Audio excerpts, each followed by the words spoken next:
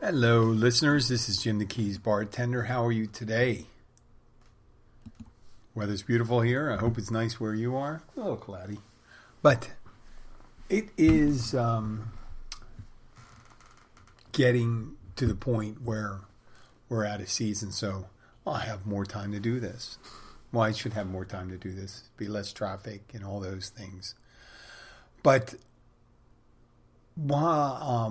this past weekend, or yesterday actually to be exact, we had a visitor at our house, Henry. And Henry was an 11th month old Maltese, kind of like a sheepdog, a tiny sheepdog. Beautiful, a beautiful pet, very friendly. And who Henry was in relation to me was, it was one of my regulars at the bar. They used to bring their dog in, and they still bring their dog in. And when I met Henry, we had recently lost our beloved dog, Roxy. So I kind of bonded with Henry, and I said to the owners, friends of mine, I say, hey, listen, if you ever need anybody to watch your dog, I'm your guy, or my family's the place you wanted to be. And they got a little idea, I think last week, that it might be a good idea if they were planning to go anyplace to give us a little acquaintance visit with Henry, have him stay over a night. And we did that. They dropped off his little night cage that he sleeps in, and his bowls for his food, and a little of his food and a little of his snacks. And we picked up some snacks for him too. And we hung out with Henry. And what we found out with Henry was that puppies are different. Now, we got our dog, Roxy, was 2 years old when we got her. Well, actually, my wife's ex-husband got her over 12 years ago. And so she wasn't a puppy anymore. So I haven't dealt with a puppy in a long time. Long time, since I was 13, I think. I mean, taking care of one. I played with puppies. Yes, I'm not an animal. But they have a lot of energy. They like to be entertained. They were fun. I really kind of enjoyed it, Henry. And he's a very lovable dog.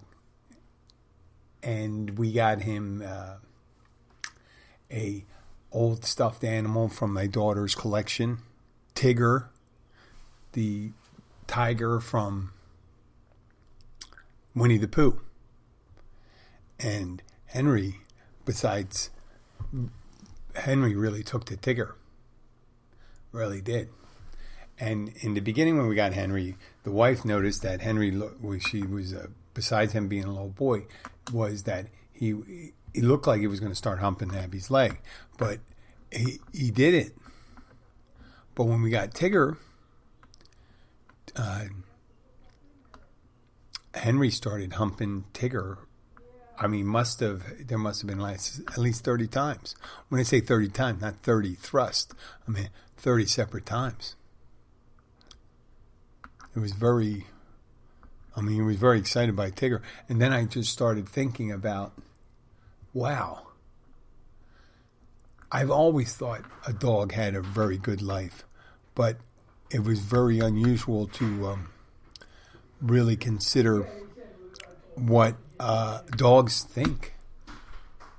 I mean, they have consciousness, but what are their motivations? What do they like to do? Why do they like to do it? We know primarily some of their motivations like to eat. With Henry's circumstance, Henry liked to hump the stuffed animal Tigger. And Henry wasn't that crazy about food. He ate a little. He wasn't eating all the time, which is unusual. I'm always used to dogs that just like to gobble up food all the time. But Henry's motivation seemed to be very short-term, very, how would you put it, ephemeral. And I thought, what a life You know, he wants to play, he wants to eat, pretty much like any immature living being. They have really short-term goals. You know, I have to go to the bathroom, I got to eat, I got to play. In Henry's circumstance, I got to hump Tigger maybe 30 times. And it's accomplishing his goals. The dogs don't really, you never think. It's a possibility. Sometimes dogs may have a long-term goal. You may think, well, my goal is to, live to the dog live to 16 and not get run over. And maybe have a girlfriend or two. Or a boyfriend. No. I don't know what the real thing is about, if there's such a thing as gay dogs, but if homosexuality starts in dogs, but who knows? I don't want to get caught up in that thing. And then I thought, wow, a lot of the motivations Henry had were my motivations. When I say younger, at least until as late as my 20s and 30s. I like to drink. I like to get laid. I liked having a good time. But I didn't do a lot of long-term planning. And the title of the episode here is called Raison d'etre. Raison d'etre is a French term. Reason of being. I think Descartes contemplated that, the French philosopher. But what is your reason for existence? I mean, it must be an interesting question for if you go walk up to people and say to them in an informal poll and say, why are you here? Not here in front of me, but what's your purpose in life? What do you intend to do? Some people say, well, I intend to be a fireman, so I put out fires and save lives. Noble goal, but not everyone has that. If you ask their question, they're saying, well, I work for the county. I work for planning, and I help people get zoning permits for building. Yeah, but what's your long-term goal? Why? In the end of the day, if you had to ask someone who worked in a building department for a municipality and say, well, my reason for being is to document and streamline the process for zoning and getting permitting. And that may be enough for them. That may be enough. And when we're younger, we always think about those things. We get those, you can tell by the costumes people wear on Halloween. Little girls want to be, every so often you got to, I'm going to pick like witches, princesses, and that could be like just a sign of power. When being a witch, you're powerful, you have a sacred power. Same thing with princess, being famous, or something more, being dressed as a doctor. Little boys, when they were younger, would be cowboys and dressed as Indians and firemen and police officers, astronauts, soldiers, all those things. But really, no question is, what's your reason for being? What do you want to be, and what do you want to accomplish? Because I remember as a child, I always wanted to, when I got into high school, that my goals skewed towards becoming a naval officer. My dad was an enlisted man, and he always, I don't know, for some reason it just caught my attention when I was younger. But I knew what I wanted to be, but I never thought about why I wanted to be it. No one asks that question, is why do you want to be that? I mean, you got to be able to answer that question. Is it you want to be an officer because you want to command people? I mean, that's not a really noble goal. I mean, some people say, well, I'm going to keep my country safe. I'm going to do this by doing that and doing my job well, being a good leader. Well, that's a good answer. But is it really what you want to do? Is it the thing that grabs your attention? Some people say, I want to be a baseball star. Why do you want to be a baseball star? Why do you want to be? Well, I want to be really good at something I love.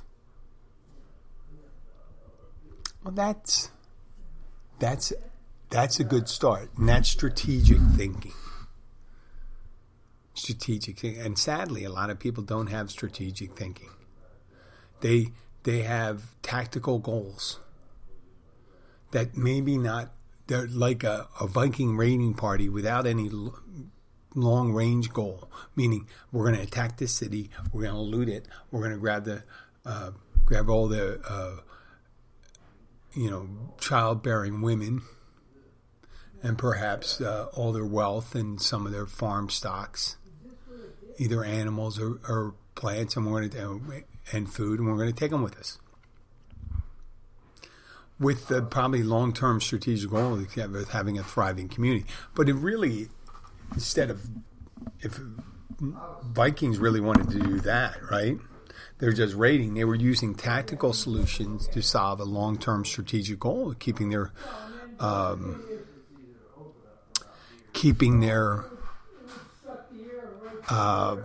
I'm sorry, I may have to move this because their guys are working in this area here, so hopefully it won't be too loud there. You may hear that in the background. Let's hear. Not bad at all. So maybe I'll turn down the volume here.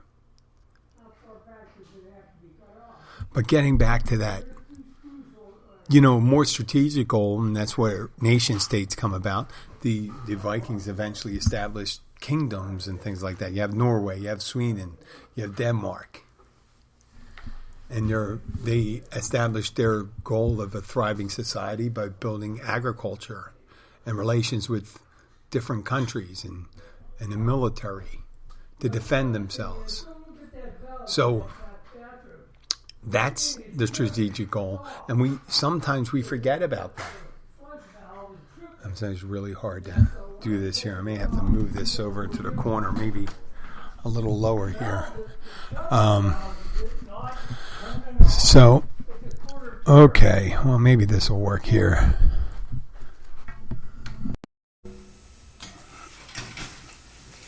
Sorry about that. Let me get my notes while I'm at it. Sorry for an interruption.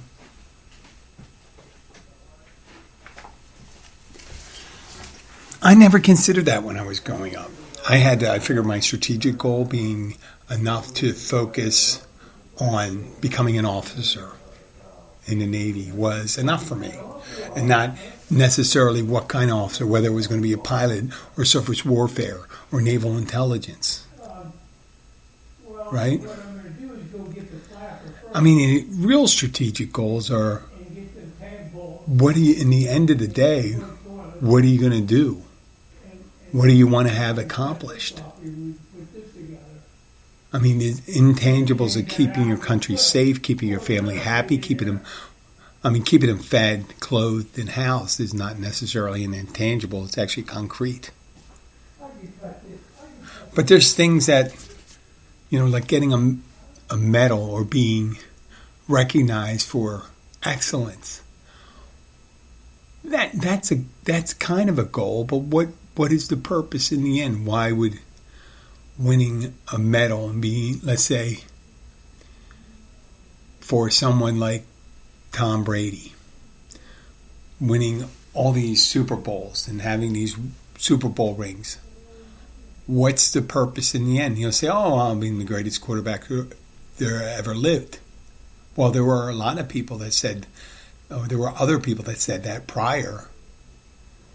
Said, Joe Montana, Johnny Unitas, tons of people. And eventually there'll be another one. If the world continues, then there'll be another one that exceeds that. Just like Babe Ruth in home runs.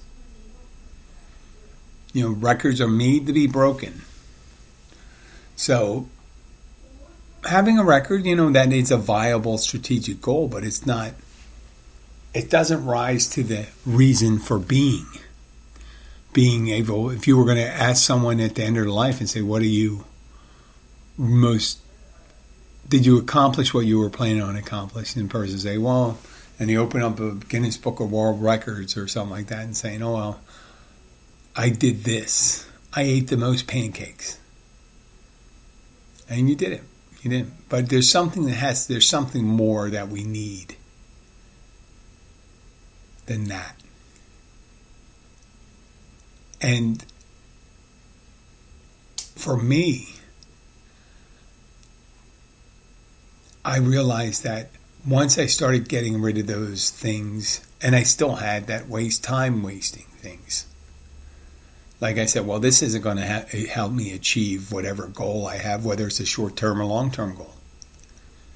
Substitute tactical with strategic, with long-term goal being strategic and the short-term goal being being tactical.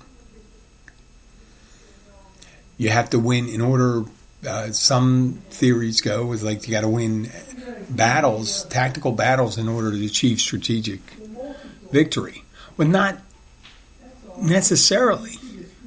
What if you were there just to bleed someone out by, you ever play one of those games like Risk, and you had all these armies?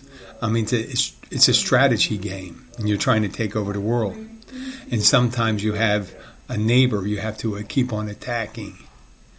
And it's just by rolling dice you attack someone. You're just whittling them away.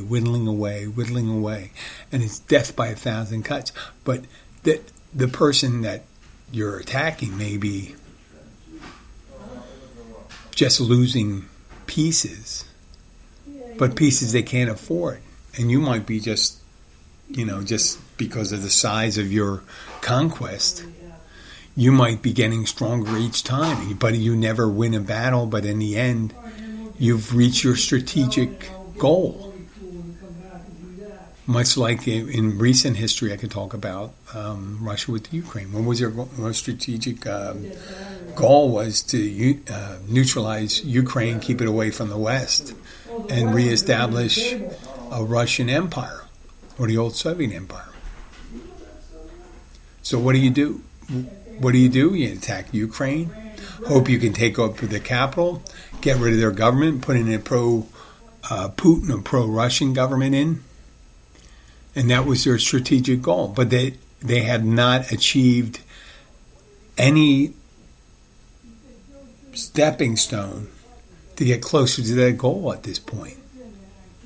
They won some battles. I don't know if there's,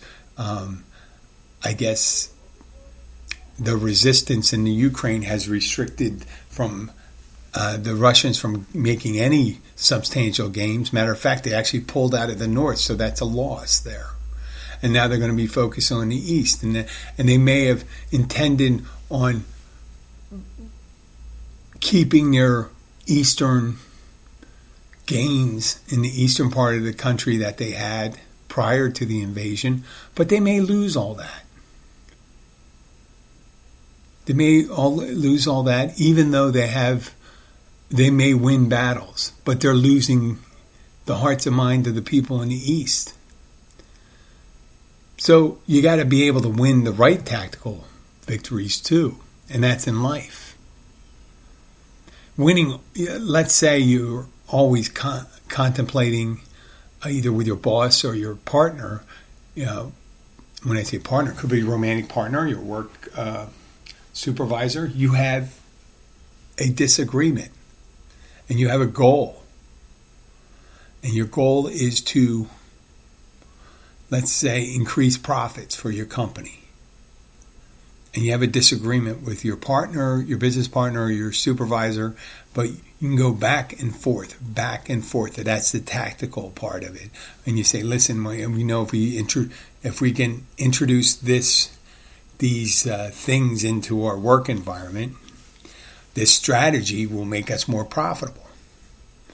But in order to do that, you got to shoot down your supervisor's ideas. Now, you could win that battle, right? But create animosity in the company. And with discourse and animosity within the company, those implementations of whatever you were going to do with the company,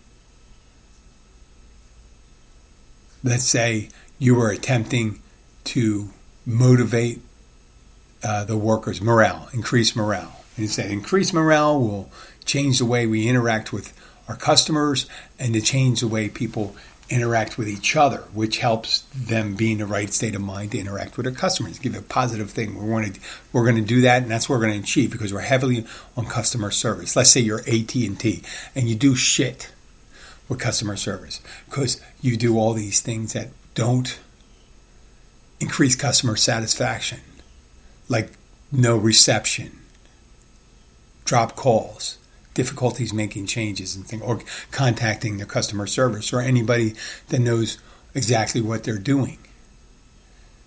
And you say, well, listen, we're going to increase the morale of the people that are answering the phones and they're going to be able to deal with it. And you get in an argument with your other vice president of, let's say, customer relations and the other ones of market development, and they're arguing with each other.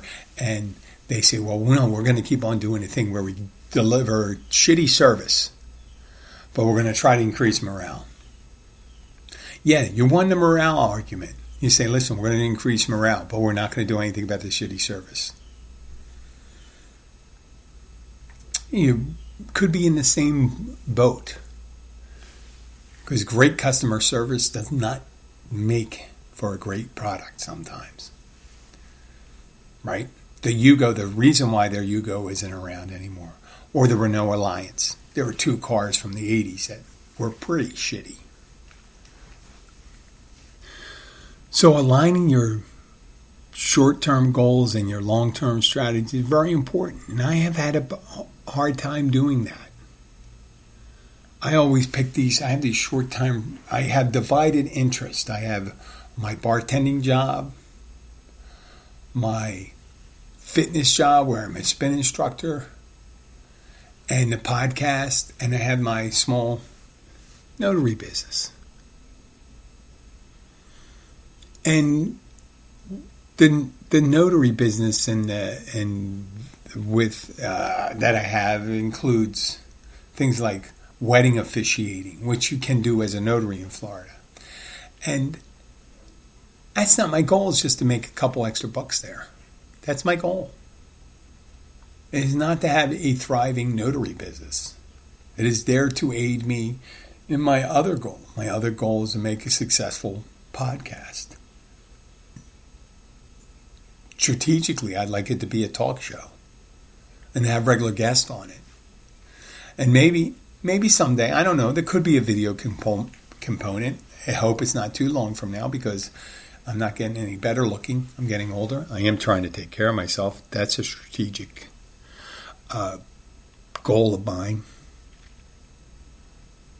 But once I reach those things, let's say I wanted to have a band, I wanted to do this, and once I achieve those things, am I done? Once I achieve, if I achieve, am I finished? Because I can really say my biggest goal has been setting goals and following through with them and sticking to them. That's my strategy. My strategy is to be relentless in my resilience, to keep on coming back from shortfalls or things like that, the things that occur in life. You know, not everything in life is a walk in the park. And then when you do succeed, what do you do? In Western society, in the United States especially, retirement is seen as the pinnacle of achievement. We spend a lot of time talking on television about that. Retirement. Why do we want to retire? What's the goal with retirement? Leisure? I realize that people don't like their jobs, but why don't they like their jobs? Why does life have to be that way? There's nothing written out there that says you cannot like your job. And there are a certain amount of people out there that say, listen, that the idea of retirement does not really float their boat or excite them. I'm not looking for having empty days or having no reason to have to, 4 or 5 days a week I got to go and bartend, blah, blah, blah. Some of the days are 12 hours long. I like that. And the reason why I sent, one of the things, my fitness goal since 15 months ago when I had that operation in my body, I was at my low point. With stress, the operation, I wasn't working out as much. And we all age, I understand that. There's no stopping age. There's no really slowing down. There's slowing down of the effects of it. I can do something about that. I can mitigate that somewhat by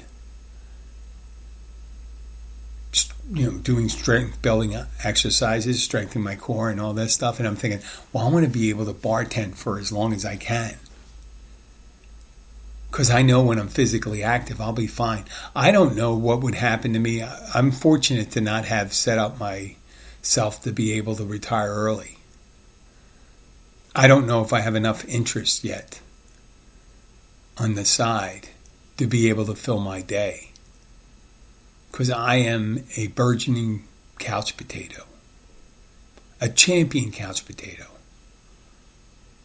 And I had elected to do nothing sometimes instead of doing things that would further my goals, my strategic goals, such as having a successful podcast. I haven't spent time learning how to edit my podcast. Hence doing the live show. And I had 2 guys come in here. They're working on I told them to come in and work. I didn't realize they were going to be a little louder than I expected. I didn't realize that I would get distracted so much by hearing other people's voices. I thought it was a little more focused than that.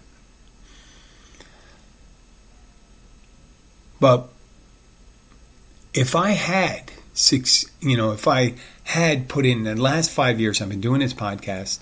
It's 5 years this past week, I think. It was April 4th, 2017. If I had taken 2 hours a month to learn editing and soundboard and stuff like that, I would be so far advanced. I would have been known how to edit, how to put in music, how to put in special effects, know how to record at a higher quality. So you wouldn't, if you go into the back episodes, you say, boy, you can barely understand what he's saying. And there's a lot of interruptions. Well, I hurt my long-term strategy of making a popular podcast by the tactical victories of producing episodes. And some of those episodes being not so hot. And today, even today, my goal today was to have a great episode. I'm going to talk about this. I'm going to talk about long-term goals, how to achieve it, what to do, what do I need to do? I mean, it's very well I can give you advice, but am I taking it? And what are the effects here? I have to say that I had some monumental fuck-ups in my life.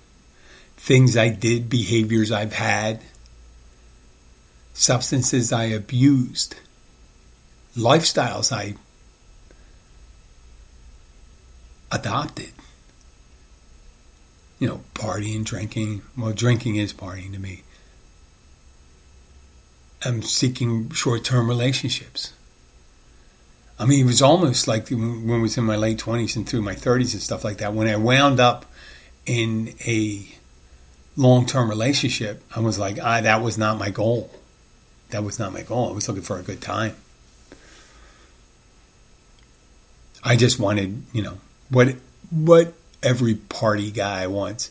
I just want to meet as many women as possible and have a friendly relations with them. No need to go into detail because you know what friendly relations mean. But that did not serve my long-term goals. I didn't even think about it. So a lot of times I considered the what, but I never considered the why. Why do I do these things? What is my goal? Why do I want to do that? What do I want to do at the end? And what do I want the accomplishments to be at the end? See, for this podcast, just have reached several people and maybe been sympathetic, because I don't hear as much of your concerns as I tell you about things I give you advice for. You may not even be asking for it. They say, Jim, I have a pretty good idea what I'm doing. Well, I don't think you have that long-term of idea or strategic thinking, otherwise you wouldn't be listening to this podcast. I'm just kidding. But in the end, it would be like, oh, you know what? I feel as if you cared, and then you wanted to do something, and you wanted to be popular. In the end, I thought for a while I wanted to be popular. I wanted to get a good sponsor, a paying sponsor. But that's not necessarily my long-term goals. I like it when someone, like my buddy Sean, that sends me emails every so often. I've never met him, but he's been very supportive of the show. And there's other people that have been supportive of the show, and I've met them. And it's been nice when people say, well, no, I appreciate what you said, or I disagree with what you said. I have different thoughts on that, which are both legitimate and both fine. If in the end, if this sparks a little interest in the way life is, I understand that. And the way I started really thinking about strategic thinking versus tactical was how much I drank before. What was the goal of that in the end? Putting too much of the liquid I didn't need to have in my body. Right? Alcohol. And becoming inebriated multiple times. Multiple, hundreds, thousands of times. It served no purpose. At certain times in my life, I would consider and say, wow, how much money did I waste doing that? Smoking cigarettes. Drinking booze. When you can't, I didn't really enjoy it. In the end, I didn't enjoy the repercussions of my abuse of alcohol. But the one thing I can look back with some satisfaction was my ability to leave it behind and look at it and say, it serves no purpose for me. It doesn't serve my long-term interests. It doesn't really serve my short-term interests, because I know what happens eventually. This is where I always explain to people that come in the bar and say, listen, you're fine because you come in here, you have 2, maybe 3 drinks, maybe more, but you don't have long-term repercussions from it and stuff like that. I did. And I'm happy to walk away from that. So that big thing, that one thing, and not doing that serves my purpose and gets me to the point where I can say, hey, I can actually think about creating strategies and winning tactical battles, small battles, by being physically fit, not having to worry about, for me, when I'm in pain or anything sore, it takes away from my thought process, the way I consider things. And the more I take care of the things I have to lay out the base, the strong base, the easier I can deal with the harder things in life. And that's worked for me. I don't have any long-term goals of retiring right now. I don't see that as being a good thing for me with my old addictions and things like that. But I do appreciate maybe the idea of being able to do something else. I do appreciate that. And that's what it serves me. I'm not doing something else doesn't mean not doing anything. Saying, hey, Jim, well, how about a life of leisure?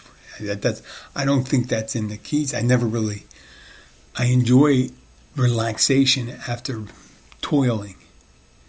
And after a certain amount of relaxation, I don't even really feel comfortable laying in bed more than 8-9 hours. I mean, even if I was able to get every night, get 80 hours of sleep, that would be great. I don't think I could do much more than that because just physically how I am, I just start getting sore. My back gets sore when I lay in bed. So that's actually something that serves me. But all those things that be able to consider what I have to do to achieve this, those things would not come to me right now while I had those other problems. So I think that my strategy after I was addicted was to be sober. That was my strategic goal. Every day. Every day was the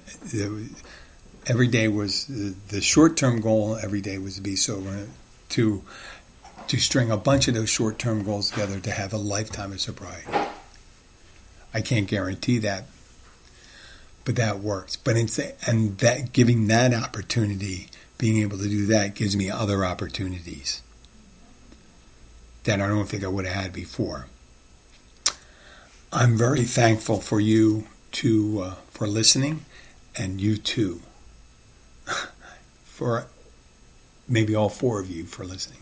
I do appreciate it. Have a great day. I will be back. I'll try to be back tomorrow. Bye.